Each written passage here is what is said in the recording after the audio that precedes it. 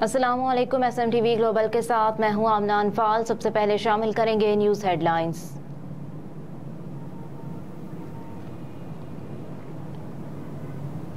सजा मुअत्तली के बाद चेयरमैन तहरीक इंसाफ की साइफर केस में गिरफ्तारी डाल दी गई। चेयरमैन PTI को साइफर केस में 30 अगस्त तक जुडिशल रिमांड पर भेज दिया गया। ऑफिशियल सीक्रेट एक्ट अदालत के जज अबुल हसना जुल्करनैन ने फैसला सुनाया। अदालत ने तहरीरी ऑर्डर पर सुप्रिंटेंडेंट अटक जेल को भेज दिया। अदालत ने चेयरमैन तहरीक इंसाफ को 30 अगस्त को पेश करने का भी हुक्म दे दिया। इससे कबल इस्लामाबाद हाई कोर्ट ने चेयरमैन तहरीक इंसाफ की तोशाखाना केस में ट्रायल कोर्ट की जानिब से सुनाई गई सजा मुअत्तल कर दी थी और उन्हें रिहा करने का हुक्म सुनाया था।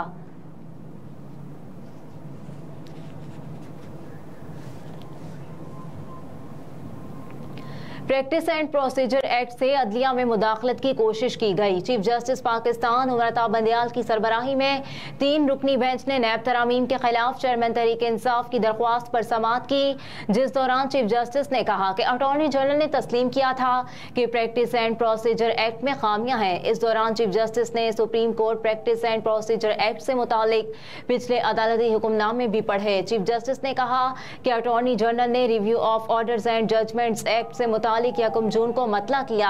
अटॉर्नी जनरल ने जून में कहा था इस एक्ट को असेंबली देखेगी, लेकिन इस असेंबली ने एक्ट का दोबारा जायजा नहीं लिया। नहीं मालूम मौजूदा हुकूमत का इस कानून से मुतालिक मौक़िफ़ क्या है। जस्टिस उमरता बंदियाल ने इस्तफसार किया कि क्या मुअत्तल शुदा कानून को इतनी अहमियत दी जाए कि इसकी वजह से तमाम केस इल्तवा का शिकार हों। अटॉर्नी जनरल ने supreme court practice and procedure act पर दोबारा जायजे के लिए 2 बार वक्त क्यों मांगा? क्या सुप्रीम कोर्ट अपना काम बंद कर दे? जस्टिस एजाजुल एहसन ने कहा कि 1 और 8 जून का फैसला इसलिए सुनाया गया कि हुकूमत ने खुद तस्लीम किया, ना कि कानून साजी की गई। अदालती हुक्म से मुअत्तल शुदा कानून साजी के तहत कार्रवाई मुतासिर तो नहीं की जा सकती। दौरान समाअत चीफ जस्टिस ने चेयरमैन तहरीक इंसाफ के वकील ख्वाजा हारिस से मुकालमा किया कि गुड टू सी यू, और साथ ही कहा कि उम्मीद है ऐसा कहने पर मुझे निशाना नहीं बनाया जाएगा। चीफ जस्टिस ने कहा कि सुप्रीम कोर्ट प्रोसीजर बिल में हुकूमत ने अपील का दायरा कार बढ़ाया था। हुकूमत सुप्रीम कोर्ट के दायरा कार में मुदाखलत कैसे कर सकती है? अगर हुकूमत समझती है कानून को बेहतर या दोबारा देखा जाए तो अदालत मुदाखलत नहीं करेगी। सुप्रीम कोर्ट पार्लियामेंट पर गालिब आना नहीं चाहती, लेकिन supreme court practice and procedure act आइन के खिलाफ है। इस एक्ट से अदलिया में मुदाखलत की कोशिश की गई। चीफ जस्टिस ने कहा कि नैब तरामीम केस सुप्रीम कोर्ट का यही 3 रुकनी बेंच ही सुनेगा। बाद अज़ां अदालत ने केस की मजीद समाअत कल तक मुलतवी कर दी।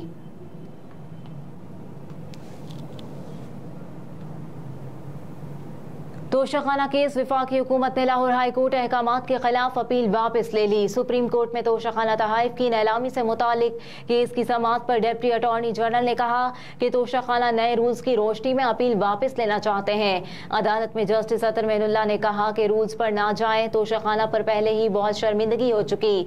जस्टिस अतर मेनुल्लाह ने कहा कि रूल्स की बात करेंगे तो सवाल उठाएंगे कि इस कानून के तहत कवायद बनाए हैं। कवायद की बात रहने दे, अपील वापस ले रहे हैं तो ऐसे ही ले।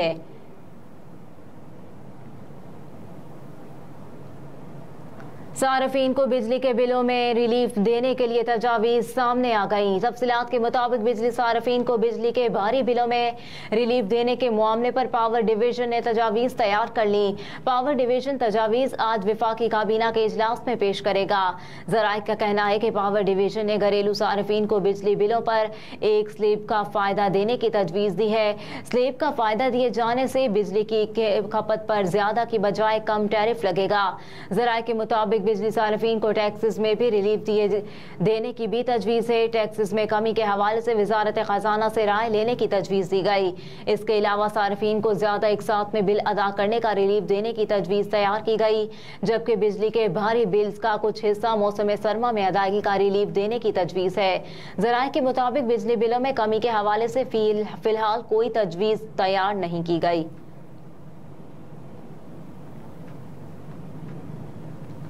इलेक्शन के लिए फंड्स का कोई मसला नहीं है। निगरान वज़ीर इत्तलात मुर्तज़ा सोलंकी ने इलेक्शन कमीशन आमद के मौके पर मीडिया से गुफ्तगू करते हुए कहा कि इलेक्शन कमीशन ने ही इंतखाबात करवाने हैं। इलेक्शन कमीशन की तमाम ज़रूरियात को पूरा किया जाएगा।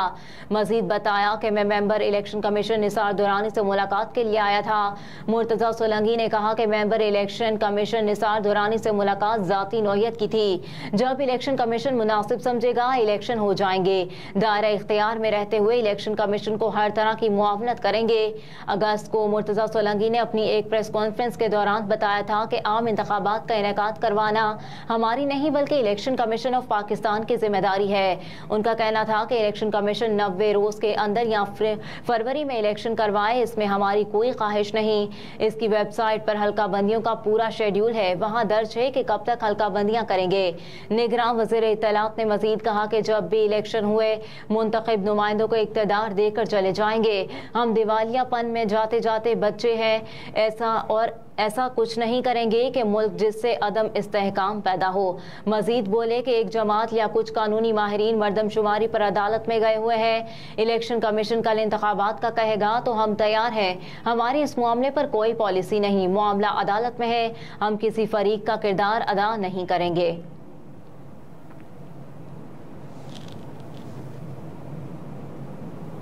ANF ने ड्रोन के जरिए मनशियात स्मगलिंग की कोशिश नाकाम बना दी। एंटी नारकोटिक्स फोर्स ने ड्रोन के जरिए मनशियात स्मगलिंग के खिलाफ एक और बड़ी कार्रवाई करते हुए मुल्जिमान के कब्जे से 10 किलो हेरोइन और ड्रोन बरामद कर लिया।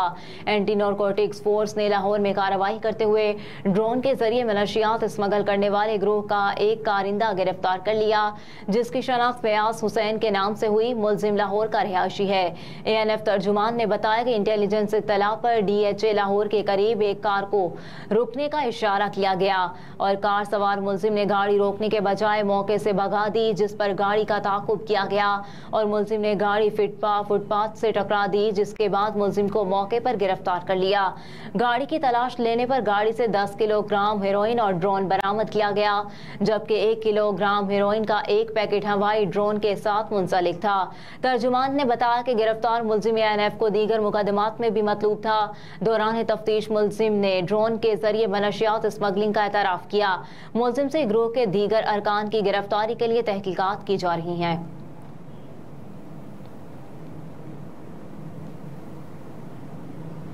कराची में डेंगू केसेस में इजाफा, रवामा 138 अफराद डेंगू का शिकार। तर्जुमान महकमा सेहत के मुताबिक रवामा शहर में 138 अफराद डेंगू बुखार में मुब्तला हुए।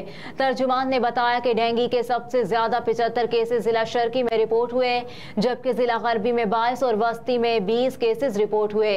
तर्जुमान के मुताबिक जिला मलीर में 7, कोरंगी में 6, गरबी और किमाड़ी में 4 केसेस रिपोर्ट हुए। तर्जुमान महकमा सेहत का कहना है कि डेंगू बुखार से मुतासरा अफराद में खवातीन, बुजुर्ग और बच्चे भी शामिल हैं, जबकि रवां साल सूबे भर में 909 अफराद डेंगू का शिकार हुए।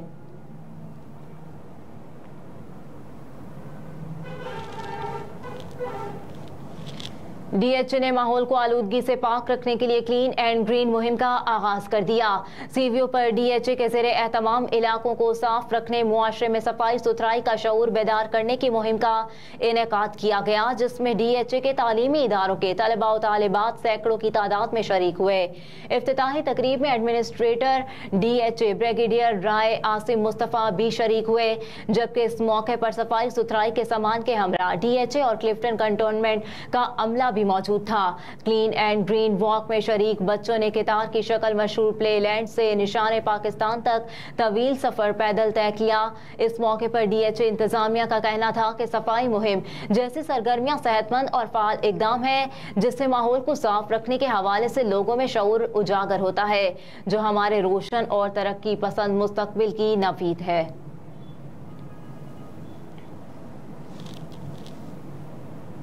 साइकिलिंग की सालाना आलमी रैंकिंग में पाकिस्तान टॉप 10 में टॉप 100 में आ गया। साइकिलिंग की सालाना आलमी रैंकिंग में पाकिस्तान की तरक्की हो गई। पाकिस्तानी टीम 2023 की सालाना यूनियन साइकिलिंग इंटरनेशनल रैंकिंग में टॉप 100 में आ गई। पाकिस्तान की पोजीशन में 29 दर्जा बेहतरी आई है, जिसके बाद ताज़ा रैंकिंग में पाकिस्तान 88वें पोजीशन पर है। पाकिस्तानी साइकिलिस्ट की गुज़िश्ता चंद माह में परफॉर्मेंस की वजह से रैंकिंग बेहतर हुई। पाकिस्तान साइकिलिस्ट ने इस साल मजमूई तौर पर 181 पॉइंट्स हासिल किए।